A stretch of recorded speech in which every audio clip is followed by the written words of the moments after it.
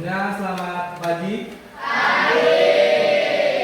Bagaimana kabarnya hari ini? Alhamdulillah, luar biasa.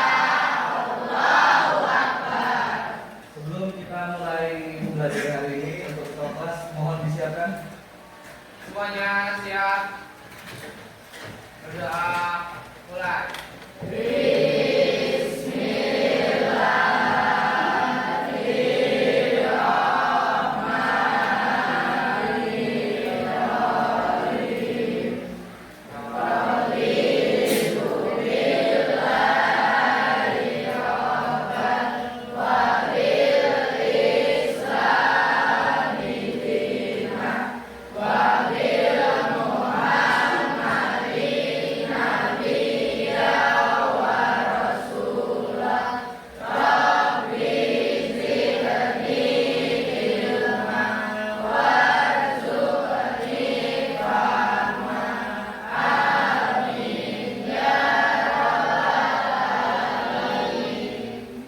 Berdoa selesai beri salam kepada Pak Guru.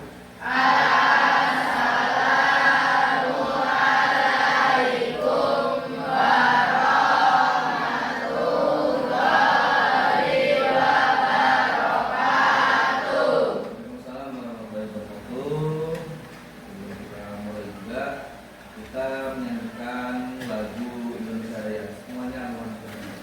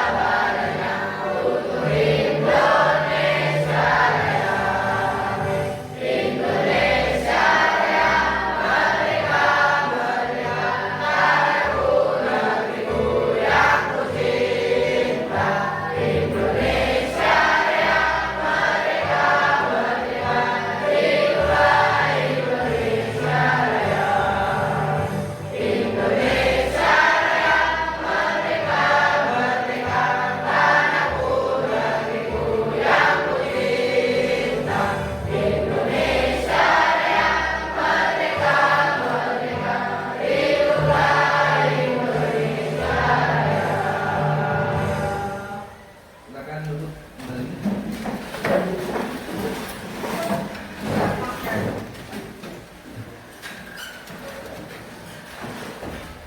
Selanjutnya absensi. Abi Dewansyah, Abi Kurniawan, Abika, Abika Suatun, Al-Fahri, Amelia, Asri Fatul Najwa, Asrof, Hadir. Chandra Willy, Hadir. Rizky, Devon, Mareja, Farida, Asbi, Hendri, Kusna, Mahardika Kamil, Mirza, Amaliana, Muhammad Alfian, Febri, Omar Uzama, Lihat Sidik, Natasha, Naura, Novita, Nuraini, Putra Aditya, Rain Danar, Daisani, Rizky Wahyudi, Sylvia Adisato, Sylviana, Kusmiati, ini semua ya. Nah, oke, kita mulai aja pembelajaran hari ini.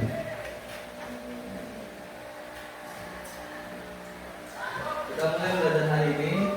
Sebelum kita mulai, Bapak ingin tanya, kan kemarin kita sudah belajar tentang komponen coding dan kecerdasan artifisial. Ada berapa komponen dan komponen utamanya?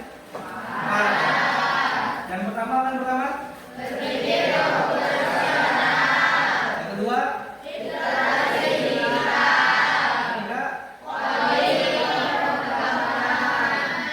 Yang keempat? Kecerdasan artifisial. Nah, masih ingat ya. Jadi hari ini kita belajar ke pelajaran yang pertama, yaitu berpikir komputasional.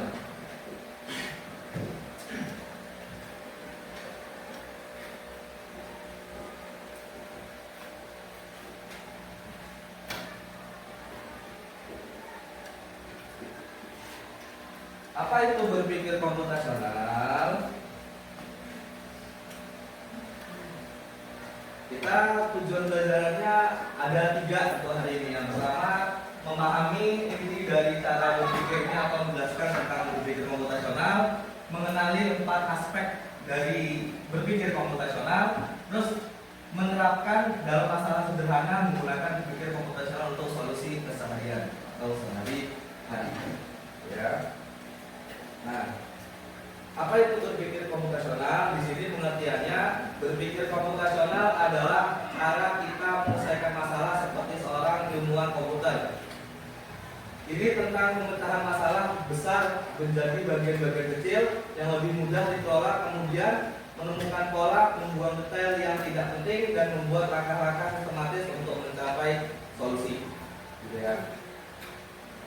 Kenapa penting? Karena di berpikir komputasional ini simpelnya kita berpikir layaknya komputer.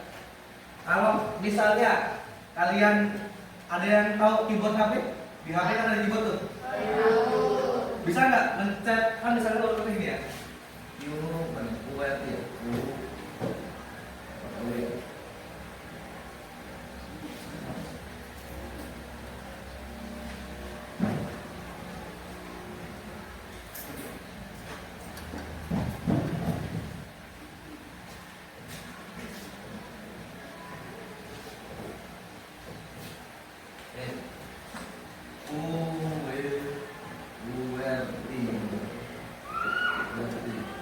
Bisa nggak dalam satu keadaan atau keadaan yang bersamaan pencet huruf Q sama W? Bisa nggak? Kalau nggak, apa yang keluar ketika kalian mencet hurufnya bersamaan? Kalian tahu nggak? Nggak. Coba kita buktikan aja, gitu ya. Kenapa kok kita harus berpikir komputasional, gitu ya?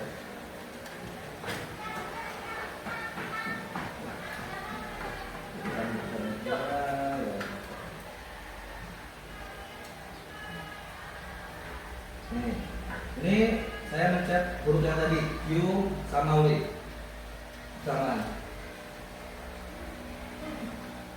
Q-nya keluar nggak Q-nya? Yang keluar huruf W.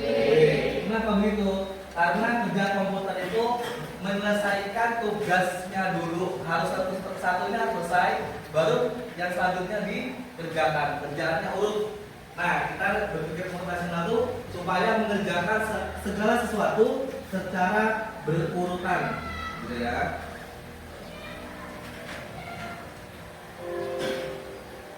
Nah, yang kedua inovasi, yang ketiga fleksibilitas. Intinya apa namanya? Penting untuk kita untuk berpikir komputasional. Selanjutnya 4 pilar berpikir komputasional. Yang pertama, dekomposisi. Dekomposisi itu apa? Dekomposisi itu adalah langkah dengan memecah masalah besar menjadi masalah kecil. Yang pertama, dekomposisi. Memecah masalah yang besar menjadi masalah kecil. Kalau misalnya di dalam organisasi misalnya, gitu kan, kan ada nih judul masalahnya atau judul kegiatannya lomba HUT RI misalnya ke-80. Nah, bisa nggak ini lomba ini, misalnya lombanya ada lomba makan kerupuk, ada lomba apa namanya, lomba lap karung, lomba tarik tambang, dan lomba-lomba lainnya dikerjakan oleh satu orang. Nggak bisa, makanya di sini dipecah lagi. Ada namanya ketua, ya kan? Ketua. Terus ada namanya sekretaris, terus ada namanya PJ lomba, gitu kan? Dan sebagainya. Kalau misalnya dalam kegiatan sehari-hari, misalnya dalam kegiatan sehari-hari,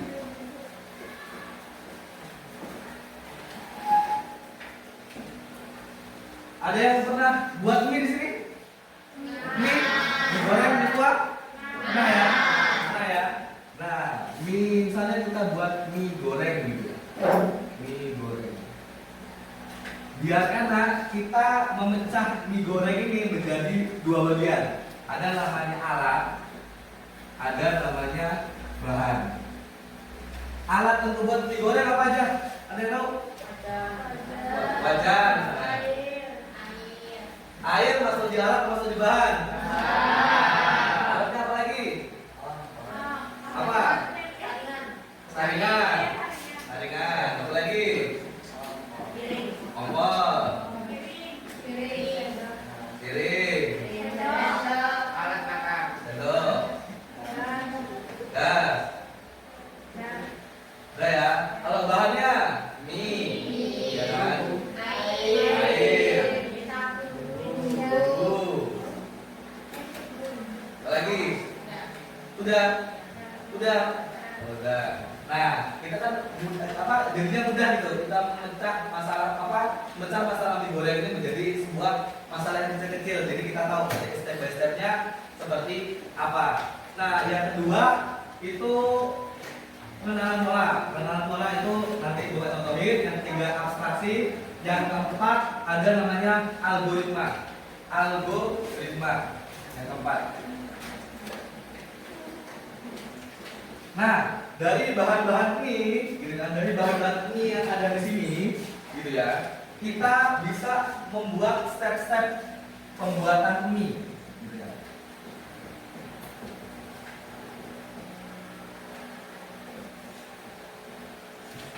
Langkah-langkah pembuatan mie.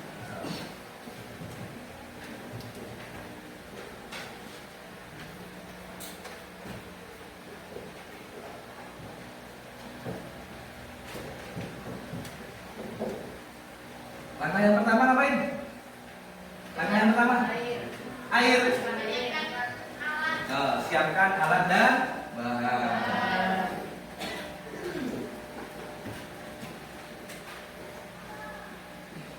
Terus yang kedua ngapain? Panaskan air. Airnya dipanasin di kompor gitu aja. Berarti letakkan ya air di dalam, lalu rebus ya, rebus hingga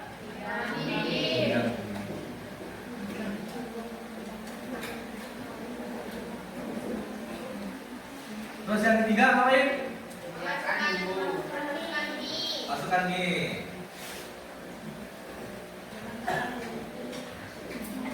Tunggu sampai kapan tunggunya? Sampai matang. Matangnya sampai kapan tuh? 5 menit ya. Masukkan mie dan tunggu 5 menit.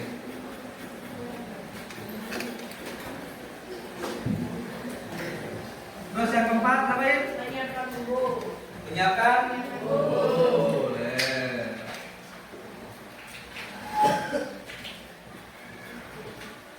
Yang kelima ngapain? Makan. Mie aja dibiarkan mau makan. Tiriskan. Tiriskan mie.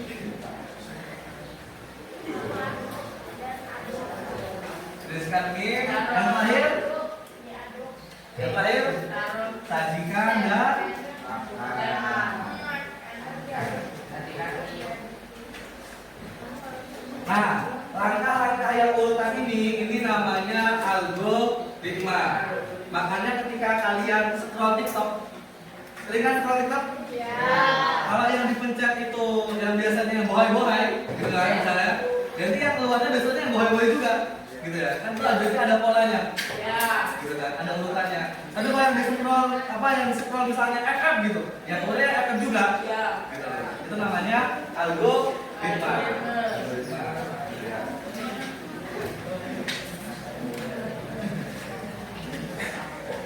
Nah, kalau di sini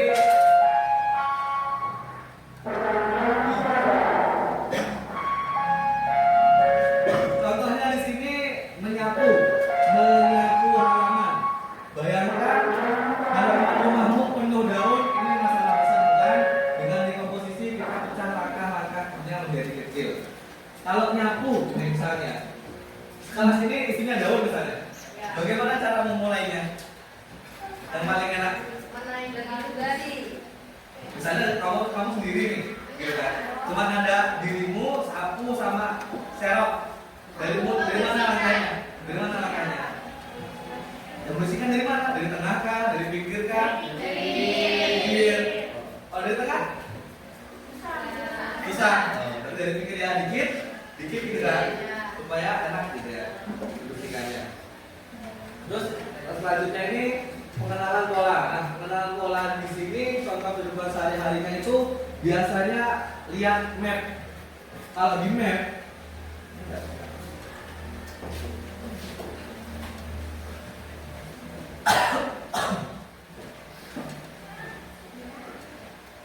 misalnya ini map ya, map. Kita kasih gambaran apa ya?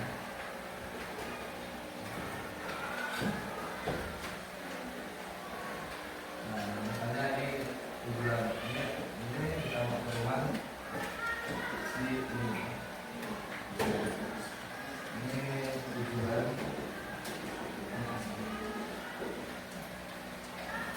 Ini ada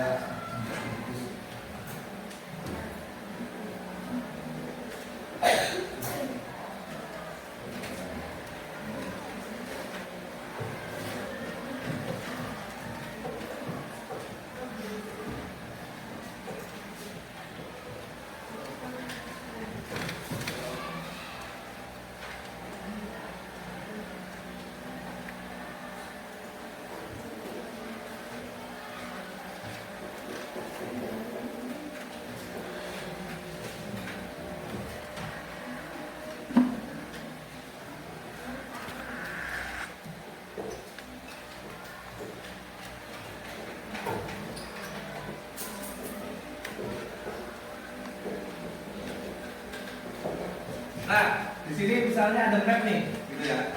Ketika kalian lihat polanya gitu kan, tapi di mapnya ngasih tahu bahwa jarak terdekat tuh lewat sini, lewat sini nih.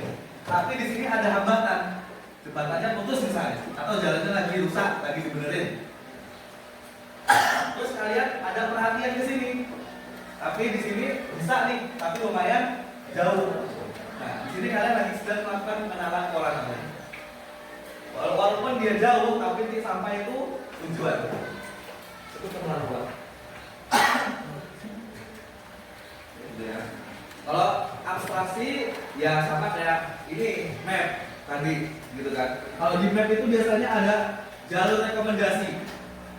Ya kan sih? Di map itu ada jalur paling jauh, ada yang paling dekat, gitu. Ada yang kasar ke kali, gitu kan misalnya, gitu kan. Nah itu namanya abstraksi, memecah. Jadi ada hal-hal yang penting bisa kalian perhatikan untuk kalian perhatikan. Kalau algoritma seperti tadi tata cara membuat mie itu kalau runut itu namanya algoritma, gitu ya. Di sini ada yang ditanyakan?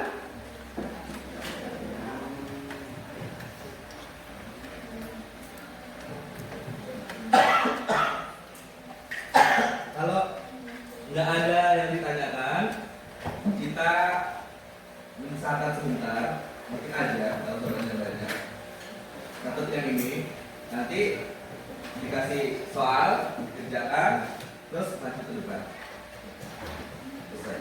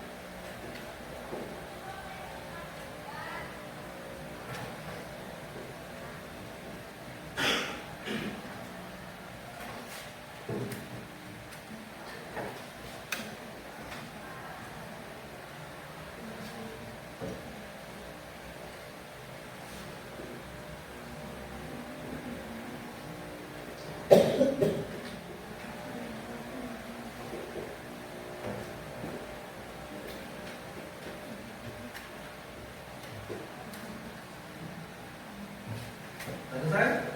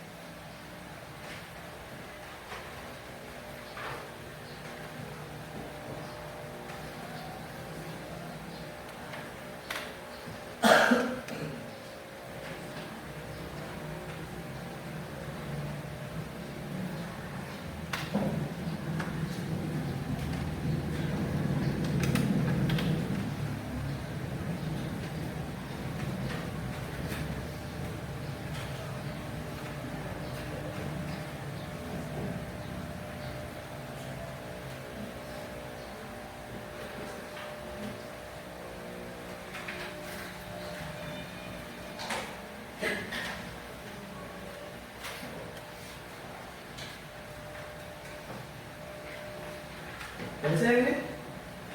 Udah ya. Nah, di sini ada soal, gitu ya. Pilihlah masalah di bawah ini lalu uraikan dengan dekomposisi. Dekomposisi berarti memecah dari alat dan bahan, gitu ya. Dan algoritma yaitu langkah-langkah untuk penyelesaiannya agar masalah tersebut dapat diatasi. Jadi ini cara ngerjainnya, pilih aja satu yang mau dikerjain. Ya, dibuat tata caranya, dibuat apa namanya alat dan bahannya.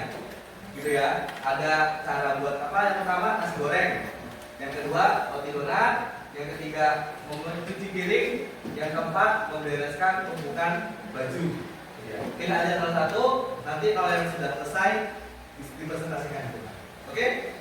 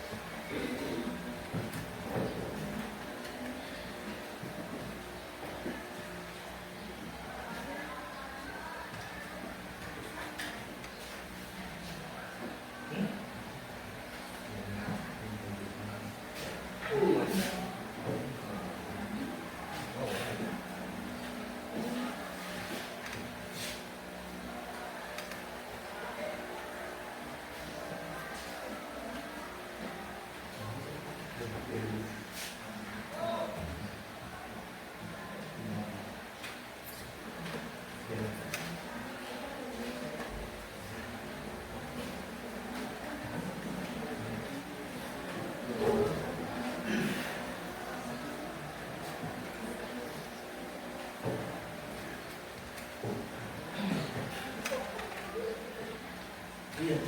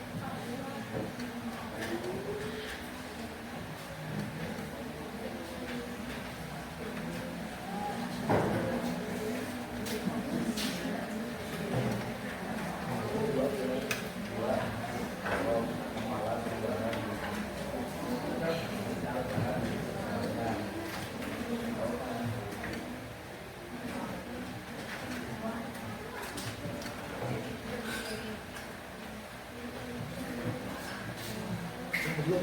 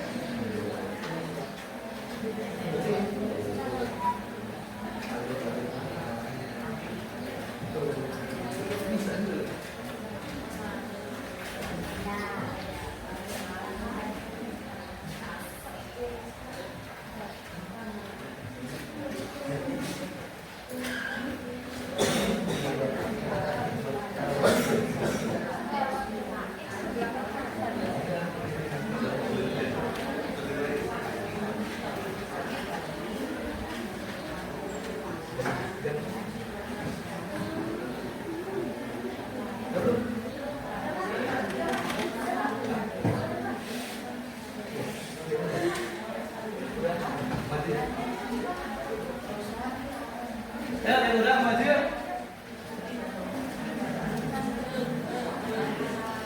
Ya, yang sedang maju.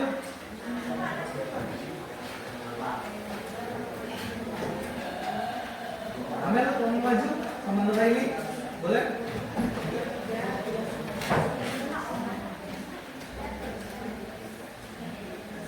Ya, bacain aja ya, ikhlas ya.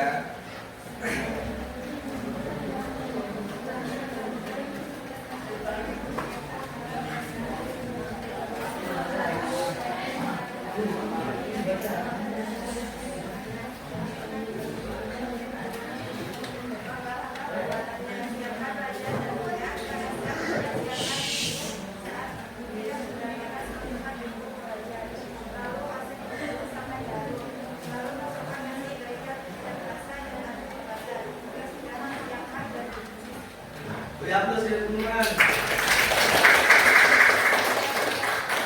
Ada lagi yang maju? Nah, yang maju atas ya.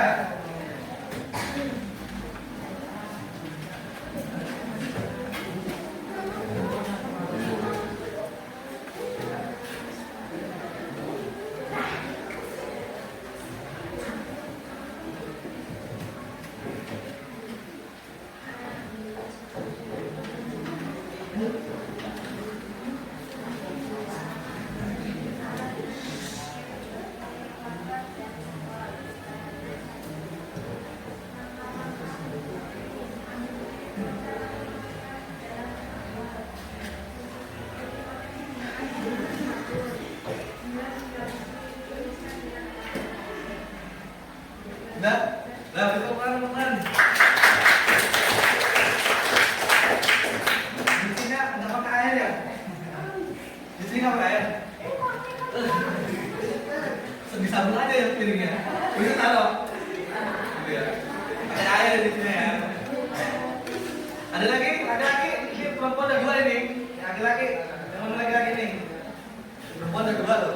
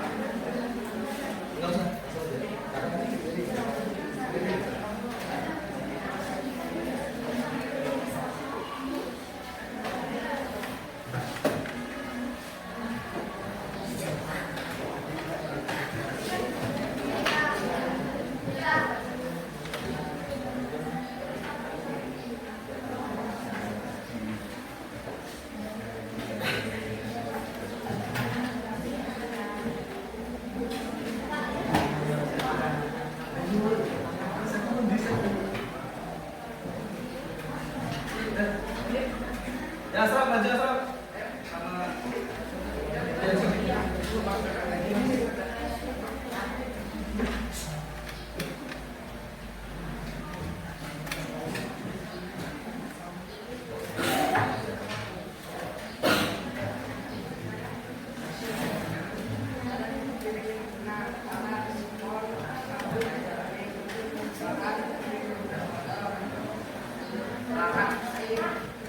langkah-langkah penyelesaian cuci piring. Yang pertama yaitu siapkan alat jemur. Yang kedua hidupkan keran. Yang ketiga berikan sedikit sabun dan spons. Yang keempat ambil piring atau gelas kotor lalu cuci dengan spons yang sudah diberikan sedikit sabun. Yang kelima bilas piring hingga bersih dengan air mengalir dan taruh di tempat yang bersih. berapa semua?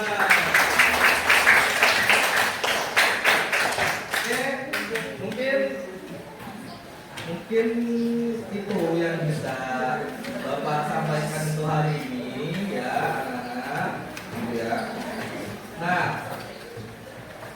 kan tadi sudah ini ya, sudah apa namanya, kita sudah menyelesaikan masalah-masalah dengan berpikir komputasional seperti menggunakan dekomposisi tadi kan, memecah alat dan bahan, terus sama menggunakan algoritma yaitu menyusun langkah runut satu demi satu. Jadi perlu diingat ada 4 komponen berpikir komputasional. Yang pertama apa? Masih ingat? Berpikir komputasional. Yang pertama siapa teman? Dekomposisi.